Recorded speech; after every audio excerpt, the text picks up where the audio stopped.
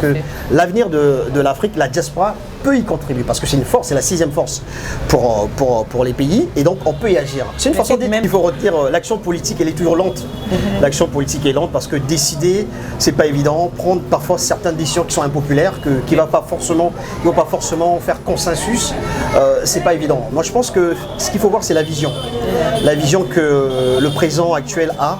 Pour servir l'Afrique, il faut avoir de la conviction. Il faut d'abord avoir de l'amour aussi. Oui. Parce que moi je vis en Europe, je peux dire, je m'en fiche plus ou moins puisque je suis là-bas, j'ai un cadre de vie. Mais il faut être amoureux de ce pays, il faut être amoureux de ce continent. Oui. Je pense que c'est une vision qui est assez déterminée. Et surtout qui montre le cap pour le Congo de demain, simplement. C'est-à-dire utile là où on vit, là où nous vivons, moi perso en Europe, mais d'où on vient également, je viens d'ici. Et donc le fait d'être utile pour ce pays, c'est une façon de donner, en fait, c'est comme le premier cordier qui arrive et qui lance la corde au dernier cordier. Donc c'est une façon de rendre l'ascenseur à ceux qui en ont besoin et surtout à notre pays qui a besoin d'un développement durable. Bonjour à vous tous très chers internautes d'Info des 143, très heureuse de vous retrouver encore aujourd'hui après un mois, donc suite à la disparition de mon père, mon géniteur. Donc c'est un peu ça, mais voici de retour, I'm back. Donc pour Namusala, toujours comme d'habitude, je dis bonjour à Raphaël Walukonka, bonjour à vous tous qui nous suivez de partout au monde, surtout mes frères et sœurs congolais. Donc pour ne pas être large, long et large, je reçois pour vous aujourd'hui M. Brian Pandou. Qui est M. Brian Pandou?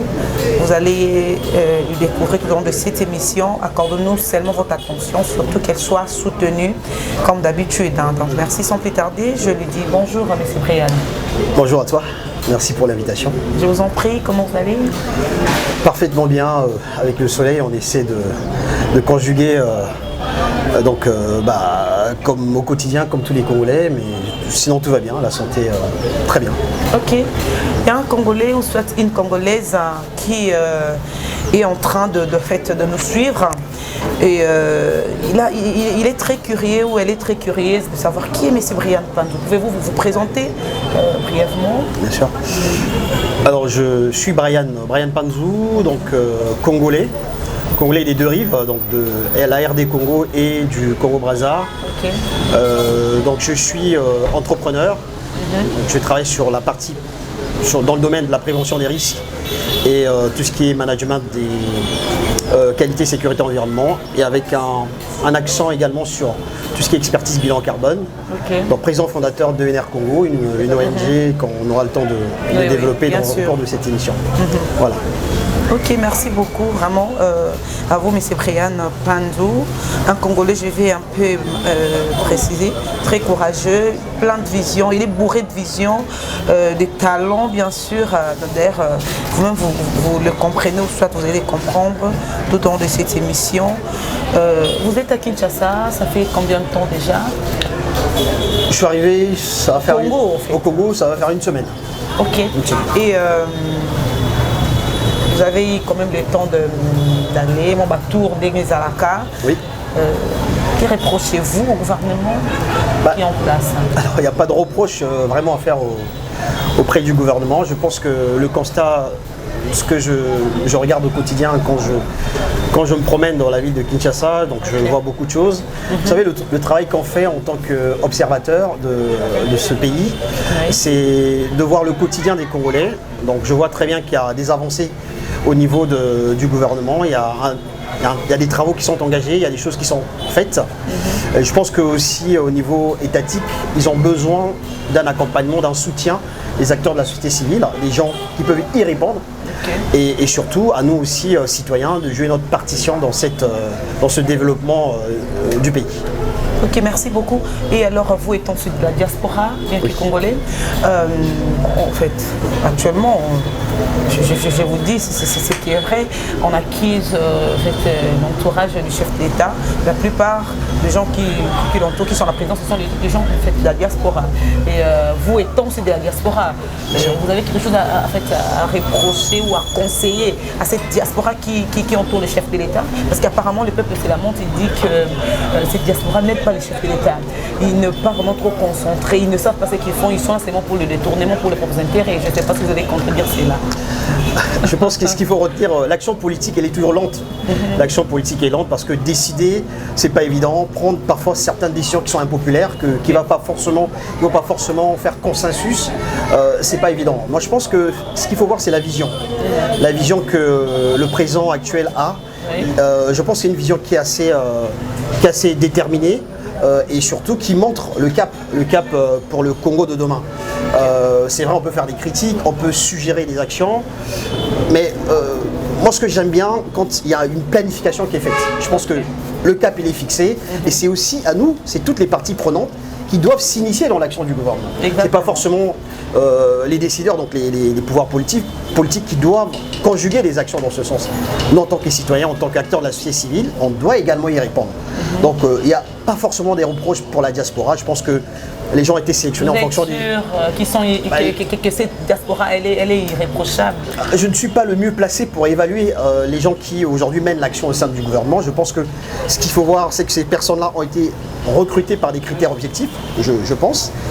Et après, il peut y avoir des failles, il peut y avoir des écarts par rapport à tel ou tel programme. Mais ce qu'il faut voir derrière, c'est le bilan. Je pense qu'on est très tôt pour faire un bilan de ce gouvernement, donc il faut attendre encore les échéances l'année prochaine pour pouvoir y prononcer sur ces questions-là. En tant que société civile, on se situe plutôt dans l'accompagnement de ce qui est mis en place. Voilà, c'est plutôt la façon dont nous voyons les choses au sein de ENR. Ok, avant que nous abordions ces sujets de MNR, dont vous êtes l'initiateur, le visionnaire. Oui. Une question, vraiment, elle est importante, permettez-moi de vous la poser. Envisagez-vous dans les jours qui viennent embrasser la carrière politique, postuler à la députation, parce que nous venons là tout de suite d'assister à la remise de coupe aux jeunes talentueux, sportifs. Nous avons vu comment, très chers internautes, vous allez voir les images, comment M. Brian Panzo, il est préféré, il est aimé là-bas. Donc, avec ça, vous ne pouvez pas embrasser une carrière politique. Déjà, ce que je voulais dire par rapport à ça, la question elle est pertinente. Je sens voilà, par rapport à ce que vous avez vu. Moi, je suis quelqu'un qui est très amoureux de l'Afrique et surtout amoureux pour le changement de notre pays. On peut le faire de différentes façons. On n'est pas forcément obligé de passer par la case politique pour être utile pour le pays. On peut le faire de la manière dont nous la faisons aujourd'hui, par les actions concrètes de terrain, en ayant une oreille pour les jeunes, en ayant une oreille également pour les femmes aujourd'hui qui sont dans les coopératives, qui sont dans des initiatives socio-économiques du pays. Et donc, personnellement, ce que j'ai mis comme action au niveau de l'Afrique, ça s'inscrit aujourd'hui dans le cadre d'une association, d'une ONG. Oui, je vous dirais, oui, les idées politiques, les projets politiques y sont, parce que, en vous parlant de ça, j'ai eu cette opportunité en France d'être directeur de campagne de l'actuel député de la 4e circonscription de l'Essonne. Donc j'étais son directeur de campagne en France. J'ai commencé à faire de la politique depuis 2014. Donc c'est une façon de dire que voilà, la politique, je vais déjà emboîter le pas. Je connais un peu les rouages de la politique au niveau France. J'étais également aussi conseiller au niveau de la mairie pour les questions de développement durable et des transports. Donc c'est des sujets plus ou moins, je connais un peu comment fonctionnent les institutions, bien que les institutions soient à l'extérieur. Mais ce qui est important pour notre pays, c'est de voir les préoccupations de la population. Je pense que le credo aujourd'hui pour nous, c'est d'essayer d'agir sur la fracture sociale qu'il y a aujourd'hui dans notre pays. Quand on voit un décalage entre la potentialité que nous avons au sein de notre pays, je parle en termes de richesse, en termes de matières premières, en termes de ce que nous dégageons aujourd'hui, et la réalité quotidienne des Congolais, je pense que l'écart est très très énorme. Et dans nos actions que nous faisions aujourd'hui, c'est de faire en sorte que l'écart soit le moindre possible et surtout que les Congolais puissent se retrouver dans ce que le pays peut les offrir en fait. Okay. Voilà. Merci M. Brian Panzo. J'espère que très chers internautes et Info 243, vous avez bien compris mon idée.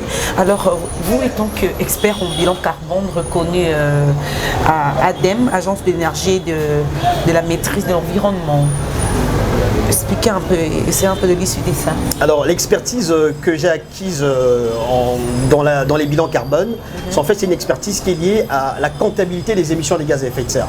Quand on est expert dans ce domaine-là, on est capable de faire de calquer une empreinte carbone, de faire une empreinte carbone d'une institution, d'un organisme par exemple. C'est-à-dire que je viens chez vous, je vois les postes qui sont émetteurs de gaz à effet de serre dans votre maison par exemple, je peux estimer, je peux vous faire un plan d'action, je peux vous donner des pistes d'action qui vont vous permettre de pouvoir être moins pollueur, de pouvoir être responsable par rapport à ce qui se passe au niveau de la planète. Donc un expert bilan carbone, c'est une personne qui a effectivement cette démarche vertueuse, on va dire, pour l'environnement, et qui est capable de faire à un instant T, sur un périmètre bien défini, de sortir une cartographie des flux entrant et sortant du processus que l'organisme déploie, et dire par la suite, est-ce que activité d'anga est polluée, est-ce que activité d'anga est responsable par rapport à l'environnement. Voilà. Donc c'est une expertise qui a été reconnue aujourd'hui par l'ADEME, donc l'agence de maîtrise de l'énergie en France, parce que quand on fait ce genre de formation, forcément vous êtes affilié à l'agence qui gère effectivement ces questions de climat et d'énergie. Ok.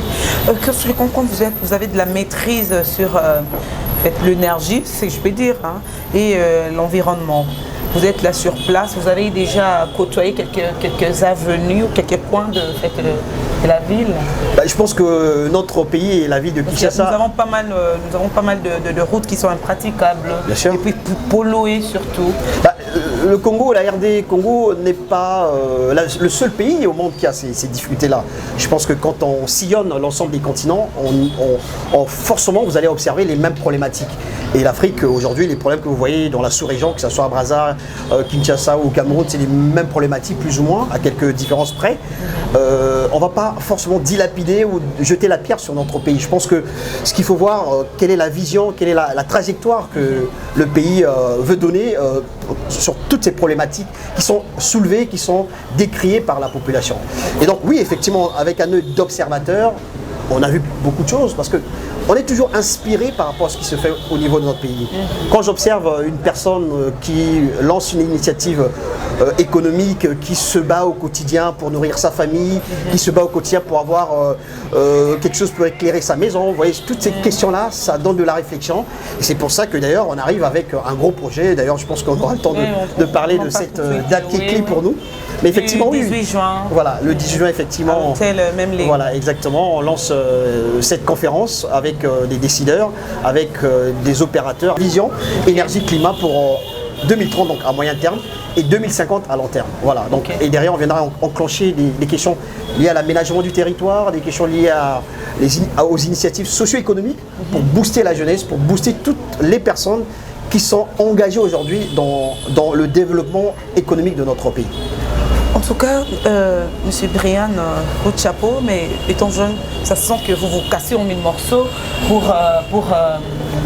je dirais, l'émergence de ton pays sur le plan énergétique et puis environnemental. Bien sûr. Alors, dites-nous, vous avez des soutiens quelque part? Vous êtes soutenu par le gouvernement ou par lui-même, le président de la République, Félix-Antoine Tshisekedi, ou bien tout ça, vous le faites par vos propres efforts, hein? Alors, ça vient de votre poche ou... Déjà, on est une ONG, donc une organisation non gouvernementale, donc on ne va pas avoir un soutien des autorités de manière formelle, on va dire. Voilà. Et donc ENR Congo, énergie renouvelable pour les pays du bassin du Congo. Et donc on est donc une ONG, donc avec des financements qui sont principalement à 60% des dons des membres actifs de l'association. On a cette capacité également de mobiliser des capitaux financiers, puisqu'on travaille en synergie, en partenariat avec des institutions. On sait très bien qu'il y a des lignes budgétaires de gauche à droite. Il faudrait, avec des projets viables, avec un cahier de charges consistant, pour pouvoir répondre à certains projets. Et donc le financement, pour répondre à votre question, est multiple. Le financement, il est à 60% par les membres actifs de l'association, à 20% par les lignes budgétaires qu'on peut bouger, les capitaux financiers qu'on peut mobiliser, donc les gens qui nous soutiennent, donc les mécènes et autres, et il y a à 10-15 à 20% les gens qui peuvent s'engager de près ou de loin dans les actions que nous faisons. Alors ce qu'il faut aussi noter, c'est que ce que nous faisons au sein de l'association, c'est une démarche qui va permettre aux décideurs, donc aux politiques, d'être attentifs à ces questions-là. Et donc on peut travailler en synergie, en partenariat avec les autorités pour conjuguer ensemble des projets. Si c'est des projets qui vont avoir un impact sur la vie réelle des Congolais, si c'est des projets qui vont avoir un accent sur ce qui est initié par le gouvernement, forcément, le soutien n'est pas forcément financier, il peut être aussi moral, comme matériel et autres. Voilà. Donc on essaie dans tout ce que nous initions d'avoir les partenariats, d'avoir donc un engagement des uns et des autres, dans toutes les parties prenantes pour y arriver dans ce que nous initions. Ok, merci beaucoup. Je crois qu'aujourd'hui on n'aura pas vraiment beaucoup de temps, mais parler juste de l'essentiel, parce qu'il y a aussi d'autres chafouettés, bien sûr, donc nous devons obligatoirement, libérer M. Brian. Donc alors, Darby va nous aider à zoomer, à prendre ça. Alors, Darby va nous aider à prendre ces images. Nous voyons ici un Air Congo milite pour le pacte d'avenir, etc. Et on descend en bas ici, on voit non pas seulement l'environnement, ce qui venait de parler tout de suite. 11 dimensions. Oui, l'éducation, santé, logement. Voilà. Et c'est un peu de... Alors justement, ce qui est important, c'est que ce qu'il faut comprendre, ENR Congo, c'est vrai qu'on a un axe de travail, on a un fil conducteur, ce sont les énergies renouvelables. Donc on veut donner une réponse aux énergies fossiles. On est face à des thématiques énergie-climat, donc forcément on a un axe de travail. Alors, on a compris tout à l'heure, je vous parlais des potentialités des pays du bassin du Congo. Oui. Et donc, on ne peut pas se limiter sur ce qui est PIB, sur ce qui est matière première. Il faut aussi rentrer vraiment dans le vif du sujet, dans la réalité quotidienne des Congolais. Et donc là, ça nous oblige à travailler sur les 11 dimensions du bien-être social. Et donc là, on va toucher l'éducation, la santé, l'environnement, la satisfaction, l'équilibre vie-travail. Voilà, toutes ces thématiques vont venir en fait faciliter une meilleure lecture de la réalité quotidienne des Congolais. Voilà. Okay. C'est pour ça que les projets que nous incubons au sein de NER Congo vont permettre aux populations de se retrouver dans tous ces domaines. Voyez-vous ? Donc le rapport par exemple qu'un Congolais a sur la sécurité, le rapport qu'un Congolais a sur les liens sociaux par exemple. Et derrière, voilà. Il y a l'éducation, très important aussi. L'engagement civique, l'emploi. Voilà. Et donc, alors, je profite également de votre antenne pour juste lancer l'information. On est en train de lancer une étude sur les 11 dimensions du bien-être, une sorte d'enquête qu'on fait du porte-à-porte, qui va démarrer donc au mois de juin, juste après la conférence. Ça nous permettra de répondre à cette question, comment va la vie au Congo? Donc cette question, comment va la vie au Congo, on la décline sur 11 dimensions du bien-être. On viendra ponctuer sur chaque thématique les vraies réalités des Congolais. Et donc par la suite, on dressera donc une sorte de cahier, une sorte de piste d'action au gouvernement, aux autorités, aux gens qui ont la possibilité de décider. Parce que nous, on ne peut pas décider. On est acteurs, on contribue à cela. Et donc c'est des autorités, ce sont des politiques qui sont capables d'engager des actions derrière. Et donc on fera une sorte de livret sur le social, sur l'environnement, sur l'éducation. Et ça, c'est quelque chose que nous allons mener avec les universités de Kinshasa, avec la population de Kinshasa. On va ponctuer un échantillon qui sera représentatif de la réalité et de la vie quotidienne des Congolais de la RD Congo. Voilà. Okay. Alors, il y a quelques Congolais au coin qui peut-être en train de vivre en se disant à Bazalaka, ils viennent avec de bons projets, après un moment, ils disparaissent comme le sel dans l'eau. Je ne sais pas, mais c'est vrai, un projet de contredire.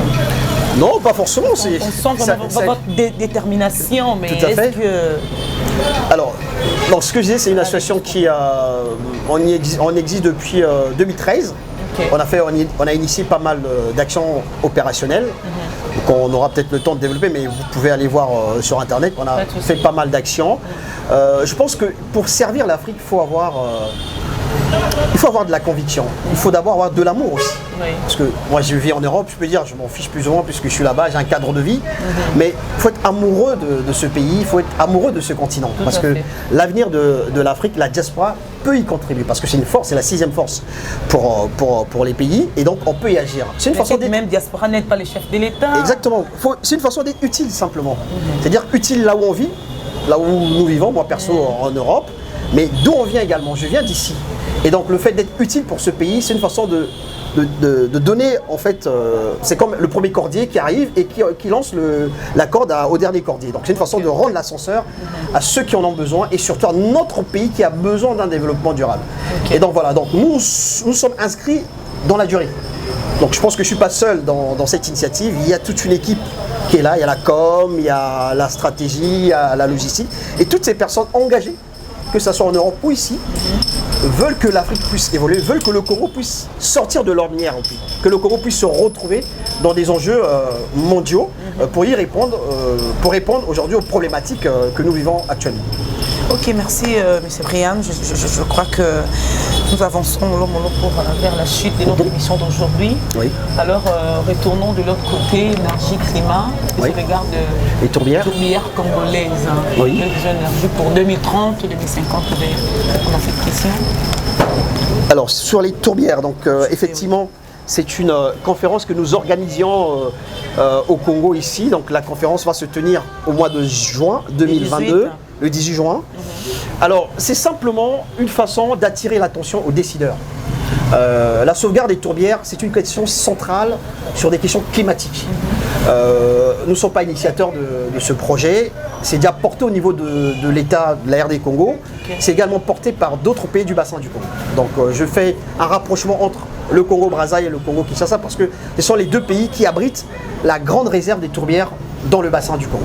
Okay. Internet, effectivement, cette question de tourbière a été évoquée tout récemment. C'est vrai que c'est des sujets qui sont assez récents au niveau de la population, mais c'est une initiative qui est portée par les deux États. Donc je parle de la RD Congo et de la République de Brazzaville.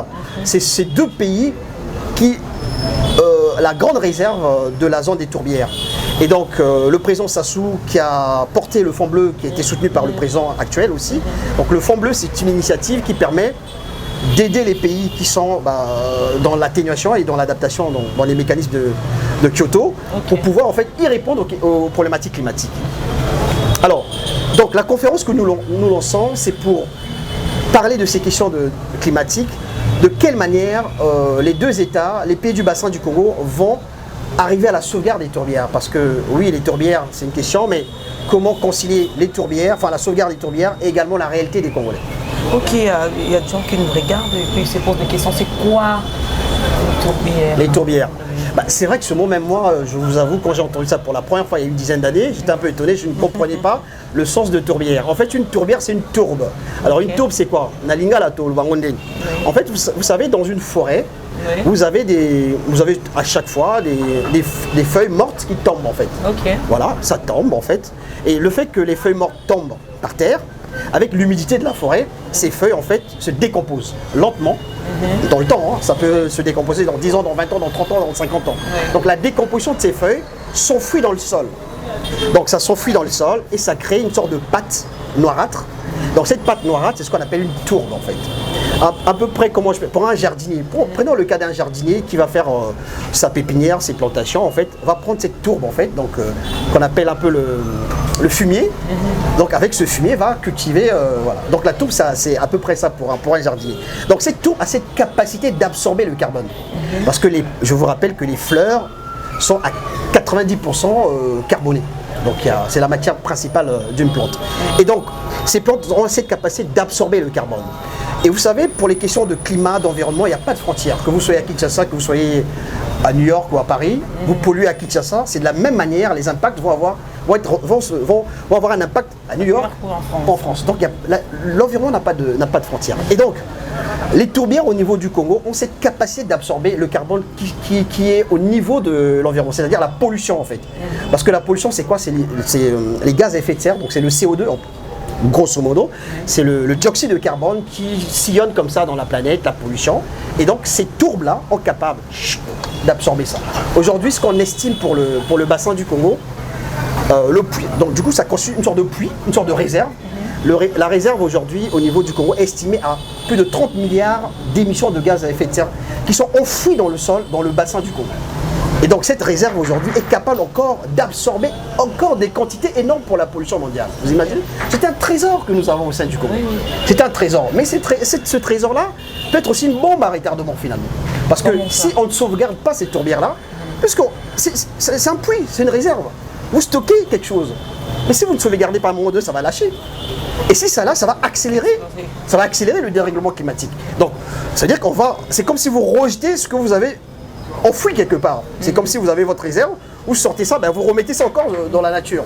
Et donc on a intérêt à sauvegarder cette tourbière-là, cette réserve-là, et à conjuguer des actions pour que la population aujourd'hui, par exemple dans les provinces qui vivent à partir de cette ressource qui est le bois, qui coupe les forêts, qui font la déforestation à tout va, les entreprises également forestières qui font la déforestation à tout va, si on les laisse avec cette vitesse-là, avec cette accélération, on aura du mal à sauvegarder les tourbières. Donc les tourbières sont à la fois un trésor, mais c'est aussi une bombe à retardement pour le changement climatique. Donc il faut concilier les deux.